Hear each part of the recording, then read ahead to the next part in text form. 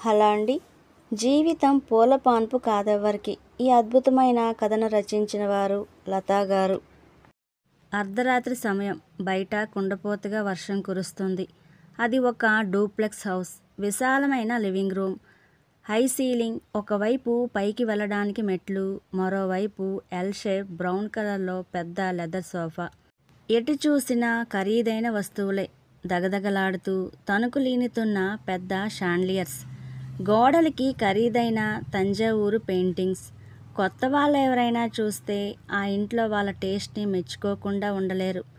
సోఫాలో ఒక ఐమూలగా పెళ్లికూతురి అలంకరణలో ఒదిగి కూర్చున్న వసుధ ఇవన్నీ పట్టించుకునే పరిస్థితిలో లేదు.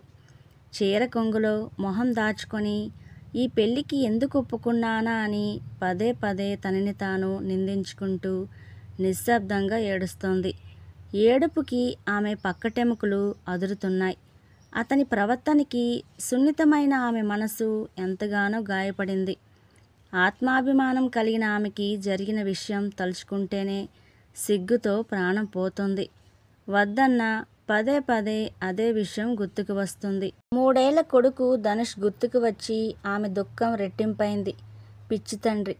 తను లేకుండా పడుకోవడానికి ఎంత ఏడ్చి ఉంటాడో. పుట్టాక ఒక్కరోజు కూడా వాడిని వదిలి ఉండలేదు. ఉదయం దండలు మార్చుకుంటుంటే అమ్మ మెడలో దండ వేశాడు అంకుల్. భలే భలే అని చప్పట్లు కొట్టాడు. పసివాడు, వాడికేం తెలుసు అమ్మ వేరే బంధంలో బలవంతంగా బంధింపబడుతోందని. అమాయకమైన ఆ పసిముఖం కళ్ళ ముందు కదలాడింది. ఎవరికోసమైతే ఈ వివాహానికి తలవంచిందో వాడికే దూరమవ్వాల్సి వస్తుందనుకోలేదు అనుకుంది బాధగా. మనసుని వ్యధకి లోను చేసే వర్తమానాన్ని అంగీకరించలేని ఆమె మనసు అందమైన గతంలోకి పరుగులు తీసింది. వసుధది మధ్యతరగతి కుటుంబం. తల్లిదండ్రులు, తమ్ముడితో ఉన్న దాంట్లోనే ఎంతో సంతోషంతో సంతృప్తిగా గడిచిపోయింది ఆమె బాల్యం. చదువు, ఆటపాటలన్నింటిలో ముందుండేవాళ్ళు అక్కా తమ్ముళ్ళిద్దరూ. తండ్రి ఎంత చెబితే అంత. బంధుమిత్రులందరూ వీళ్ళ కుటుంబాన్ని ఎంతో ఆదర్శంగా చెప్పుకునేవారు. తమ్ముడికి అక్క మాటే వేదం. ఇంజనీరింగ్ అయిన వెంటనే మంచి సంబంధం రావడంతో వసుధకి వివాహం జరిపించారు తల్లిదండ్రులు. ఎంతగానో ప్రేమించే భర్త, మంచి మనసున్న అత్తామామలు. సంవత్సరం తిరిగేసరికి చేతిలో పండంటి బిడ్డ. దేనికి లోటులేని జీవితం. విధికే కన్ను కుట్టిందేమో ఆమె సంతోషం చూసి అన్నట్లుగా ఆఫీస్కని బయలుదేరిన భర్త అకస్మాత్తుగా రోడ్ యాక్సిడెంట్లో చనిపోవటంతో మిన్ను విరిగి మీద పడినట్లయింది వసుధకి. కష్టం అంటే తెలియని ఆమె జీవితంలో కష్టాల కడలి మొదలైంది. భర్తతో గడిపిన 4 ఏళ్ల కాలంలో ఒక జీవితానికి సరిపడా మధురానుభూతులు, అతని గుర్తుగా ఒక బాబు. ఇవి చాలు తన జీవితానికి. వాడి బాగోగులు చూస్తూ గడిపేయొచ్చు జీవితం అనుకున్న తరుణంలో ఆమెకి తల్లిదండ్రుల బలవంతం. అక్క మళ్ళీ పెళ్లి చేసుకుని జీవితంలో సెటిల్ అయితే కానీ తన వివాహ ప్రసక్తి లేదని భీష్మించుకుని కూర్చున్న తమ్ముడు. పిల్లాడికి తండ్రి అండ కావాలని అత్తామామల బలవంతం. వీటి పర్యవసానమే ఆ రోజు జరిగిన ఆమె ద్వితీయ వివాహం. వసుధ, శశిధర్ల వివాహం అతి కొద్దిమంది ఆత్మీయుల సమక్షంలో రిజిస్టర్ ఆఫీసులో నిరాడంబరంగా జరిగింది. శశిధర్కి మొదటి వివాహం ద్వారా 2 ఏళ్ల పాప అనన్య. తల్లి లేని పిల్లని ఇంట్లో అందరూ గారాబం చేయడంతో మొండిఘటంలా తయారైంది అనన్య. శశిధర్ వల్ల కూడా కాకపోవడంతో ఆడపిల్లకి తల్లి అవసరం ఎంతైనా ఉంది. నీ కోసం కాకపోయినా అనన్య కోసమైనా పెళ్లి చేసుకోవాల్సిందే అన్న తల్లి ఒత్తిడితో కూతురి కోసం అతను కూడా ద్వితీయ వివాహానికి తలవంచక తప్పలేదు. ఇద్దరి మొహాల్లో నిరాసక్తత, అయిష్టత, రకరకాల సందేహాలు. వివాహం నిర్లిప్తంగా ఒక తంతులా ముగిసింది. వసుధకి తోడుగా 3 నిద్రలకి ఎవరు వెళ్ళాలని తర్జన భర్జనలు పడుతుంటే రెండో పెళ్ళికి కూడా అన్ని ఫార్మాలిటీస్ దేనికని వసుధ అత్తగారు రాజేశ్వరీదేవి కొంచెం విసుగ్గా అనడంతో ఒక్కదాన్నే పంపడం ఇష్టం లేకపోయినా ఆవిడికి భయపడి మిన్నకుండిపోయారు వసుధ తల్లిదండ్రులు.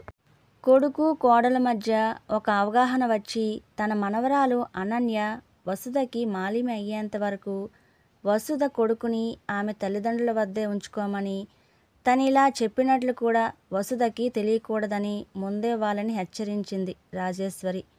పెళ్లికి ముందు ఏమీ మాట్లాడకుండా ఇప్పుడు ఇలాంటి షరతులు పెట్టడమేమిటని బాధపడ్డారు వసుధ తల్లిదండ్రులు. వసుధకి తెలిస్తే ఏం గొడవ చేస్తుందోనని భయపడి 3 నిద్రల తర్వాత పిల్లాడిని తీసుకువచ్చి దింపుతామని నచ్చచెప్పి పంపారు. వసుధకి అత్తగారింట్లో మొదటి రోజు. పగలంతా చుట్టాలతో హడావిడిగా గడిచిపోయింది. సాయంత్రానికి ఎక్కడ వాళ్ళు అక్కడే సర్దుకున్నారు. రాత్రి 10 గంటలకి రాజేశ్వరీదేవి కొడుకు గది చూపించి వెళ్ళిపోయింది యాంత్రికంగా. ఆవిడ నుండి స్నేహపూరితమైన చిన్న నవ్వు కూడా చూడలేదు పరిచయమైనప్పటి నుండి. డాబు, దర్పం అడుగడుగునా కనబడతాయి ఆవిడలో. మనసులో ఎంతో బాధ, దుఃఖం. మనసు వెళ్ళనని మొరాయిస్తున్నా తప్పదని భయంగా అడుగుపెట్టిందా గదిలోకి. మంద్రస్వరంలో మ్యూజిక్ నడుస్తోంది. చుట్టూ పరికించింది వసుధ. లోపల ఎవరూ లేరు. బ్రతుకు జీవుడా అని గాలి పీల్చుకుంది. ఎంతో రిలాక్సింగ్గా అనిపించింది ఆమెకి ఆ క్షణంలో.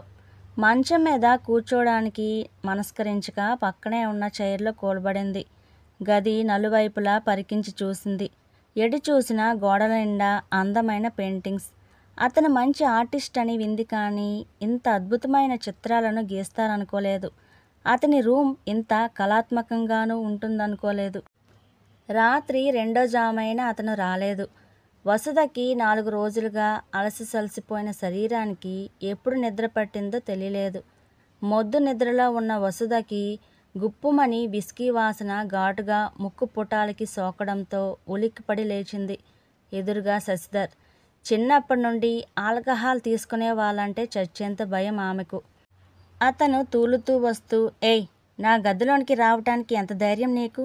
ఛీ, పో బయటికి. ఇటు కేసు ఎప్పుడూ రాకు, పో పో అని అరవడంతో ఎవరైనా వింటున్నారేమోనన్న సిగ్గుతో, అవమాన భారంతో మొహం ఎర్రబడగా ఒక్క ఉదుటున బయటకు పరిగెత్తింది. అతని ప్రవర్తనకి హతాశురాలైంది. వదినా అన్న ఆడపడుచు శృతి పిలుపుతో ఉలిక్కిపడి చూసింది. ఆలోచనలోంచి బయటపడి వదినని లివింగ్ రూమ్లో చూసి పరిస్థితి అర్థం చేసుకున్న శృతి, నా రూమ్లో పడుకుందు గాని రా వదినా అని తీసుకువెళ్ళింది. ఆమె బాధపడుతుందని తెలిసి ఏం చెయ్యాలో అర్థం కాక నిస్సహాయంగా చూస్తుండిపోయింది. ఆమెకి కొంచెం సమయం ఇచ్చి అన్న గురించి అంతా వివరంగా చెప్పాలనుకుంది. తనని అబాస్పాలు కాకుండా కాపాడినందుకు మనసులోనే ఆమెకి కృతజ్ఞతలు తెలుపుకుంది వసుధ. పడుకుందనే కాని నిద్రదేవత ఆమె దరిదాపుల్లో కూడా రాలేదు. తెల్లవారుజామున మూగన్నుగా కొంచెం నిద్రపట్టిన వసుధకి ఉదయం 8 గంటలకి మెలకు వచ్చింది. లేటుగా లేచినందుకు ఎవరేమనుకుంటారో అనే భయంతో త్వరగా తయారై మొహమాటంగా కిచెన్ కేసి వెళ్ళింది. కూతురి గదిలోంచి వస్తున్న కొత్త కోడలిని చూసిన రాజేశ్వరికి పరిస్థితి అర్థమై ఆలోచనలో పడింది. వీళ్ళిద్దరినీ ఎలా కలపాలా అని ఆలోచిస్తూనే వంట ఆమెకి ఆ రోజు వంటలో ఏం చెయ్యాలో చెబుతూ వసుధని చూసి, మా వాడికి బెడ్ కాఫీ అలవాటు, తీసుకెళ్ళి ఇవ్వమని ఆర్డర్ జారీ చేసింది. వసుధ గుండెల్లో రాయి పడినట్లయింది. ఏమీ మాట్లాడకుండా తల వంచుకొని నిలబడిన వసుధని చూసి, మా ఇంట్లో నువ్వు కిచెన్లో చేయవలసిన పనులేమీ ఉండవు, కానీ మా అబ్బాయిని మనవరాల్ని చూసుకుంటే చాలు అంది. అతనేదో చిన్నపిల్లవాడైనట్లు అనుకుంది వసుధ. పులిబోన్లోకి అడుగు పెడుతున్నట్లు తడబడుతున్న అడుగులతో వెళ్ళింది. అతను ఫోన్లో ఏదో చూసుకుంటున్నాడు బెడ్ మీద అటువైపు తిరిగి పడుకొని.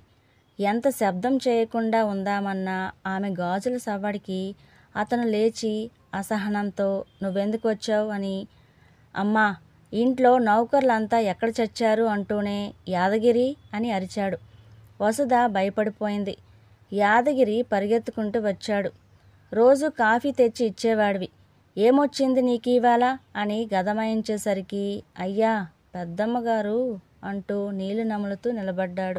రేపటి నుంచి నువ్వే తీసుకురా పో, ఇంకా ఇక్కడే నిలబడ్డావే అన్నాడు విసుగ్గా. అది తనని ఉద్దేశించి అన్నట్లుగా అనిపించింది. వడివడిగా బయటకు నడిచింది వసుధ. ఒక్కో రోజు ఒక్కో యుగంలా గడుస్తుంది ఆమెకు ఆ ఇంట్లో. అన్ని పనులకు పనివాళ్ళుండటంతో ఏం చెయ్యాలో తోచేది కాదు. శృతి ఒక్కతే ఆ ఇంట్లో వసుధని అర్థం చేసుకున్నది. త్వరలోనే ఇద్దరూ మంచి స్నేహితులయ్యారు. అనన్య గురించి అడిగింది వసుధ శృతిని. అనన్య అంటే ఇంట్లో అందరికీ చాలా ఇష్టమని, తను కాలేజీ నుండి వచ్చాక మిగిలిన సమయమంతా తనతోనే గడుపుతానని చెప్పింది. పెద్ద అన్నకి 2, రెండో అన్నకి 2 మగపిల్లలు. ఇంట్లో అనన్య ఒక్కతే ఆడపిల్ల కావటం, తల్లి ఆలనా పాలనా లేదని ఇంట్లో అందరూ ముద్దు చేయడంతో, ఎవరి మాట వినకపోవటంతో పెళ్లిలో ఏం పేచీలు పెడుతుందోనని భయమేసి వాళ్ళ అమ్మమ్మ దగ్గరికి పంపామని చెప్పింది వసుధకి. అనన్య వాళ్ళ అమ్మమ్మ ఇంటి నుండి రావడంతో సహజంగానే స్నేహశీలి అయిన వసుధకి శృతి సహాయంతో అనన్యకి చేరువ కావడానికి ఎక్కువ సమయం పట్టలేదు. ఆయాని మాన్పించేసి అనన్య పనులన్నీ తనే చూసుకునేది వసుధ. ఆ చిన్నారి చేత అమ్మ అని పిలిపించుకునేది. నీకొక అన్న ఉన్నాడని ఎప్పుడు కొడుకు ధనుష్ గురించి చెప్తూ బాధపడే వసుధని తన బుల్లి చేతులతో ఆమె కన్నీళ్లు తుడుస్తూ ఏలవమాకు అనే చిన్నారి ముద్దు మాటలకి చేష్టలకి తాత్కాలికంగానే అయినా ధనుష్ని మైమర్చేది. రోజు రాత్రిపూట శశిధర్ వచ్చేంత వరకు ఎదురు చూడటం, అన్నీ వేడి చేసి అతనికి భోజనం పెట్టడం, ఒక్కోసారి అతను తినే పరిస్థితిలో లేకపోతే డ్రైవర్ సాయంతో అతని రూమ్ వరకు తీసుకెళ్ళి షూ తీసి పడుకోబెట్టడం, ఇవన్నీ నిత్య కృత్యాలయ్యాయి వసుధకి. క్రమేపీ అతనంటే భయం కూడా తగ్గసాగింది. కొడుకు ధనుష్ని తీసుకురావడానికి పుట్టింటికి వెళ్తానన్న వసుధకి, ముందు నీకు కొత్తగా వచ్చిన బాధ్యతలు సక్రమంగా నిర్వర్తించు, కొడుకుని తెచ్చే విషయం తర్వాత ఆలోచిద్దు గాని అని ఖరాఖండిగా అన్న అత్తగారి మాటలకు హతాశురాలైంది. పంటి బిగువున దుఃఖాన్ని అదిమిపెట్టి రూంలోకి వెళ్ళి దిండిలో మొహం పెట్టి బోరున ఏడుస్తూ కన్న కొడుకుని చూడటానికి కూడా స్వతంత్రం లేని బతుకు, తన అస్తిత్వాన్నే గమనించని భర్త, తను ఇక్కడ ఎవరి కోసం ఉంటుందో తెలియని జీవితం, కన్న కొడుకుని దూరం చేసుకోవడం తప్పించి ఈ పెళ్లి వల్ల తాను సాధించిందేమిటని బాధపడుతున్న వసుధని ఆ స్థితిలో చూసిన శృతికి చాలా బాధ అనిపించింది. ఆమె పసిపిల్లలా అనిపించింది. అనునయంతో ఆమె తలపై చెయ్యి వేసి రాస్తూ, వదినా, అన్నతో మాట్లాడి ధనుష్ని తీసుకువచ్చే పూచీ నాది, సరేనా? నువ్వు బాధపడొద్దు అన్న శృతి మాటలకి ఉక్రోషంతో తలపైకెత్తి, మీ అన్నయ్యకేం ఇంట్రెస్ట్ ఉంటుంది ధనుష్ని తీసుకురావటానికి? అతని లోకంలో అతను ఉంటాడు ఎప్పుడు. నా గురించే పట్టించుకోని వాడు ధనుష్ గురించి ఎందుకు ఆలోచిస్తాడు? ఈ ప్రపంచంలో అందరూ స్వార్థపరులే. అనన్యని బాగా చూసుకుంటే చాలు అతనికి అంటూ వెక్కి వెక్కి ఏడ్చింది వసుధ. వదిన, చిన్నన్న నువ్వనుకుంటున్నంత చెడ్డవాడు కాదు. ముందు నీకు వాడి గురించి చెప్పాలి. తను స్వతహాగా చాలా మంచివాడు. ఏ విధమైన దురలవాట్లు లేవు. వదిన చేసిన మోసం తట్టుకోలేక తాగుడికి బానిసయ్యాడు కానీ అంటూ వాళ్ళ అన్నగతం గురించి చెప్పసాగింది. మాది పెద్ద టెక్స్టైల్స్ బిజినెస్. నాన్న శివరాం గారు అహర్నిశలు కష్టపడి విదేశాలకు సహితం ఎక్స్పోర్ట్ చేసే స్థాయికి బిజినెస్ని తీసుకువెళ్ళినా నాన్నగారు దాని పెట్టుబడికి అమ్మ పుట్టింటి వాళ్ళ సహాయం తీసుకున్నారనే నెపంతో ఈ రోజుకి ఇదంతా మా వాళ్ళ దయేనంటూ నాన్నగారిని సాధిస్తూ అన్ని విషయాల్లో తన మాటే నెగ్గించుకుంటుంది మా అమ్మ. పెద్ద అన్నలిద్దరూ చదువులో అంతంత మాత్రంగా ఉండటంతో నాన్నగారి బిజినెస్లో చేరిపోయారు. నాన్నగారి ఆశలన్నీ చిన్నన్న మీదే. చిన్నన్న శశి చాలా తెలివైనవాడు, కానీ బిజినెస్ అంటే అయిష్టం. ఆర్ట్ అన్న, ఫోటోగ్రఫీ అన్న ప్రాణం. అందులోనే తన కెరీర్ అనుకునేవాడు. చదువులో బాగా చురుగ్గా ఉండటంతో నాన్నగారు హార్వర్డ్లో MBA చేయడానికి పంపించారు, బిజినెస్లో ఉపయోగపడతాడని.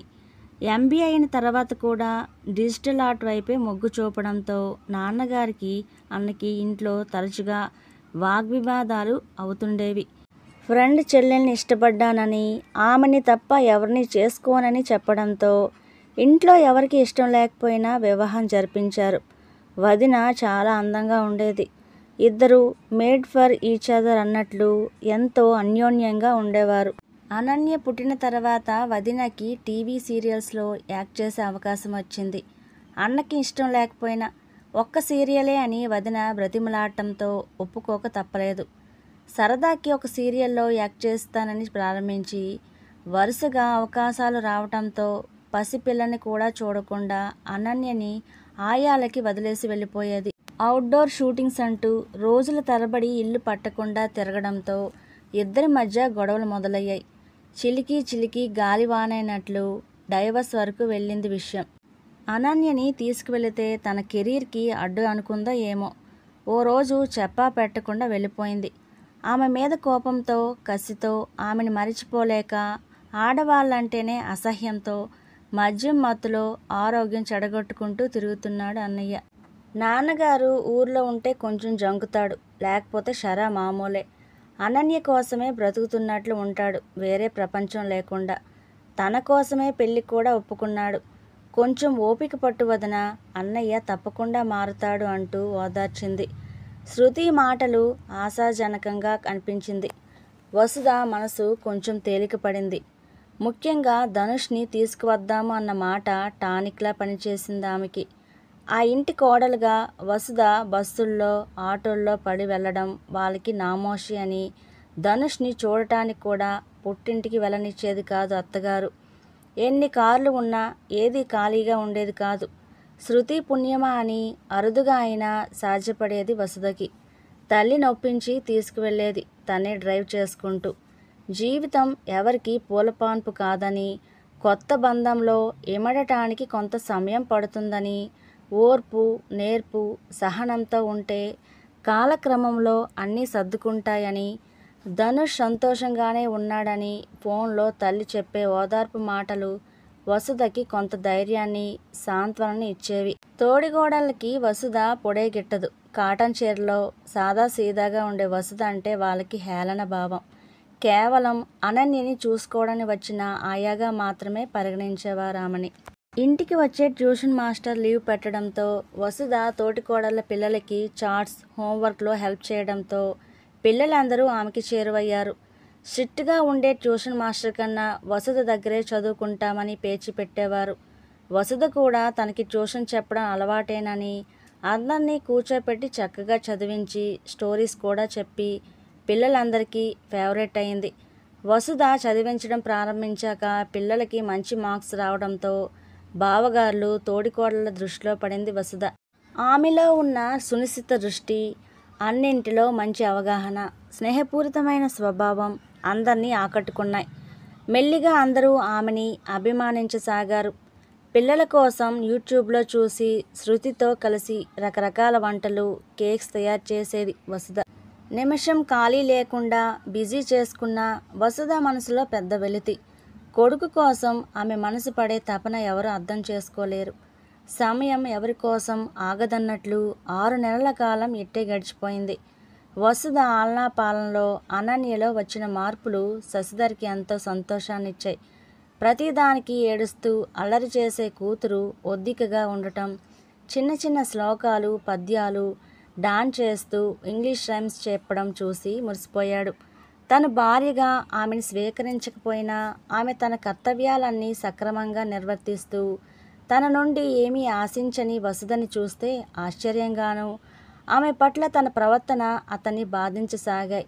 ఓ రోజు అన్నపిల్లలకి స్టడీస్లో హెల్ప్ చేస్తున్న వసుధని మొదటిసారిగా పరీక్షగా చూశాడు శశిధర్. చామన ఛాయ రంగుతో చూడగానే ఆకట్టుకునే కళ కలిగిన ముఖం, ఒత్తైన తలకట్టు, కుదురుగా అల్లుకున్న పెద్ద జడ, ఎంతో సింపుల్గా ఉన్నా ఏదో అట్రాక్షన్ ఉంది ఆమెలో అనుకున్నాడు. డ్రింకింగ్ తగ్గించి బిజినెస్లో యాక్టివ్గా పార్టిసిపేట్ చేయడం, ఖాళీ టైంలో కూతురుతో గడపడం, వసుధతో మాట కలపడానికి ఆసక్తి కనపరచడం. శశిధర్లో వచ్చిన మార్పులకి ఇంట్లో అందరూ సంతోషించారు. ఆఫీస్కి రోజు వస్తున్న కొడుకుని చూసి ఎంతగానో పొంగిపోయారు శివరాం గారు. ఆయన చిరకాల వాంఛ నెరవేరింది. మొదటిసారిగా భార్య తీసుకున్న నిర్ణయాన్ని పొగిడి కోడల్ని అభినందించారు. బుక్స్ చదవడం, పెయింటింగ్, ఇలా ఇద్దరి హాబీస్ ఒకటే కావడంతో అనతి కాలంలోనే వసుధ, శశిధర్ మధ్య స్నేహబీజం చిగురించింది. ధనుష్ని తీసుకురావడానికి తన తల్లి పెట్టిన షరతు చెల్లెలు శృతి ద్వారా తెలుసుకున్న అతను తల్లిపై మండిపడ్డాడు. వసుధని సంతోషపరచడానికి తను కూడా ఏమైనా చెయ్యాలనే కోరిక. ధనుష్ గురించి చెప్పేటప్పుడు ఆమె కళ్ళల్లో మెరిసే మెరుపు శశిధర్ని, తల్లి కొడుకుల్ని కలిపేలా చేశాయి. ధనుష్ రాకతో వసుధ ఆనందానికి అవధుల్లేవు. ఆమె అతనికేసి ప్రేమతో, కృతజ్ఞతాపూర్వకంగా చూసింది. ధనుష్ రాక రాజేశ్వర్కి కంటకింపుగా ఉన్న కొడుక్కి, కూతురికి ఎదురు చెప్పలేక మిన్నకుండిపోయింది. ఇంత త్వరగా శశిధర్ అనన్యలో మార్పు తెచ్చిన వసుధని మెచ్చుకోకుండా ఉండలేకపోయింది. అనతి కాలంలోనే ధనుష్, అనన్యలు సొంత అన్నా చెల్లెల్లా కలిసిపోవటం ఇంట్లో అందరికీ ఆశ్చర్యాన్ని కలిగించింది. అన్న అంటూ ధనుష్ని క్షణం కూడా వదలకుండా తిరుగుతున్న కూతుర్ని చూసి శశిధర్ అబ్బురపడిపోయాడు. ఇదంతా వసుధ శిక్షణ వలనే అని ఆమె పట్ల గౌరవం, అభిమానం రెట్టింపయ్యాయి. కొడుకు రాక ఆమె జీవితంలో ఉన్న పెద్ద లోటుని భర్తీ చేసింది. శశిధర్ ధనుష్ని అనన్యతో సమానంగా ఎంతో ప్రేమగా చూడటం గమనించిన వసుధ మనసు ఆనందంతో పొంగిపోయింది. మొదటిసారిగా తన రెండో పెళ్లి నిర్ణయం సరైనదే అనిపించింది. వసుధకి జీవితం మీద మళ్ళీ ఆశలు చిగురించాయి. బెడ్రూమ్లో పిల్లలిద్దరి మధ్యన ఆదమరిచి నిద్రపోతున్న వసుధని ఆరాధనగా చూస్తూ నిస్తేజంగా ఉన్న తన జీవితంలోకి వసంతంలో కోయిల్లా ప్రవేశించి ప్రేమ ధ్వనులు మోగించిన ఆమెకి మనసారా కృతజ్ఞతలు తెలుపుకున్నాడు శశిధర్. శుభం.